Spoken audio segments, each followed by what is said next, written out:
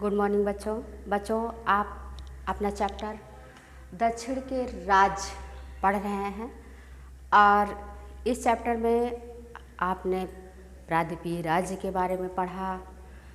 प्रायद्वीपीय राज्य में चोल की शासन प्रणाली, राजा चोल के बारे में, राजा चोल वंश के जितने भी शासक थे उनके बारे में आप लोगों ने पढ़ा और इसके साथ उनके जो सामाजिक प्रणाली थी, मंदिर निर्माण थे, ये सब आपने इस चैप्टर में अब तक पढ़ चुके हैं।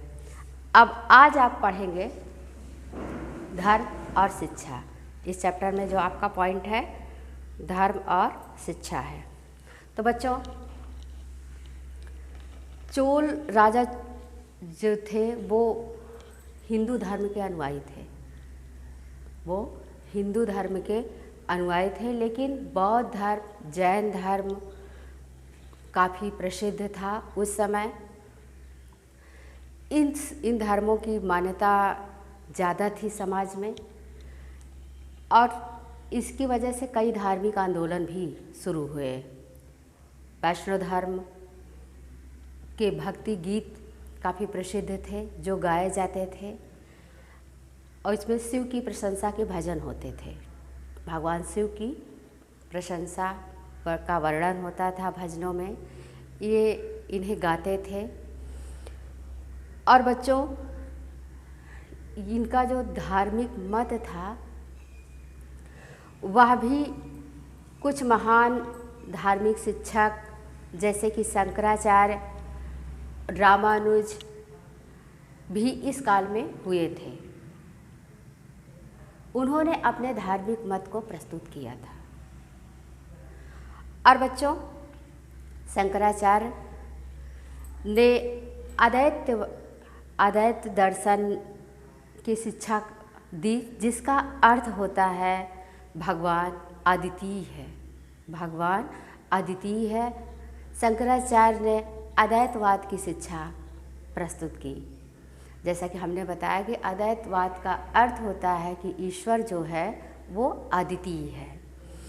और बच्चों, चोल के शासक आधुनिक तमिलनाडु के सम्मिलित हिस्सों में 4 से 5वीं शताब्दी, 8वीं शताब्दी तक शासन किया और उनकी खेती की उन्नति जो थी वो विशेष तौर से उन्होंने खेती की ओर ध्यान दिया, इसीलिए खेती में उन्होंने काफ़ी उन्नति की थी।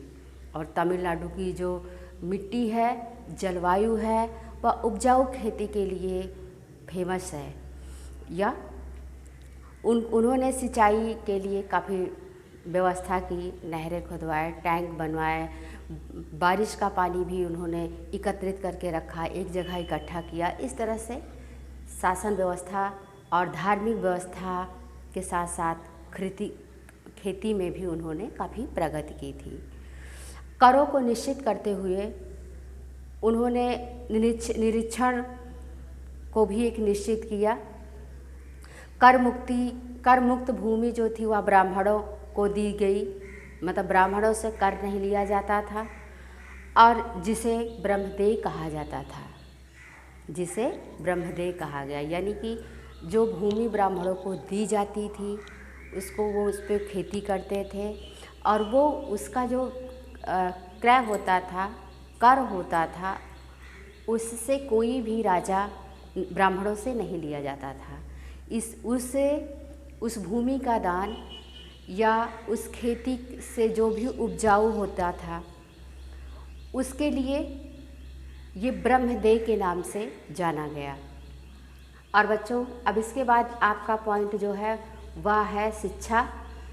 चोल मंदिरों में शिक्षा का काफ़ी काम किया जाता था। चोल मंदिर जो थे वो बच्चों शिक्षा के केंद्र थे और हिंदू संस्कृति को मानने वाले थे और मंदिर के जो पुजारी होते थे वही शिक्षक होते थे। प्रायः ब्राह्मण होते थे विद्यार्थी और 2 भाषाओं में शिक्षा प्राप्त करते थे, संस्कृत भाषा और दूसरी तमिल भाषा। इनकी जो शिक्षा थी बच्चों वो 2 भाषाओं में थी। पहली संस्कृत भाषा और दूसरी वहाँ की स्थानीय भाषा जो थी वो तमिल भाषा। और तमिल पर संस्कृत भाषा का प्रथम का प्रभाव जो था वह धीरे धीरे पड़ा और तमिल भाषा से बहुत से शब्द संस्कृत में भी बोले जाने लगे थे। चोल राजाओं ने बहुत से शिलालेख संस्कृत में लिखे और इनके तमिल और संस्कृत की भाषा में लिखे गए काफ़ी जो शिलालेख हैं वो प्राप्त हुए हैं।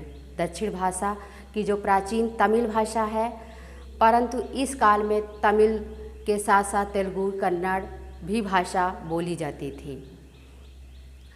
रामायण ग्रंथ जो था वह तमिल में रूपांतरित किया गया, काफ़ी लोकप्रिय था और तेलुगु लेखक जो थे वह काफ़ी प्रसिद्ध थे, जिनमें से नन्नया और यरन्या आदि जो थे वो तमिल भाषा के लेखक थे।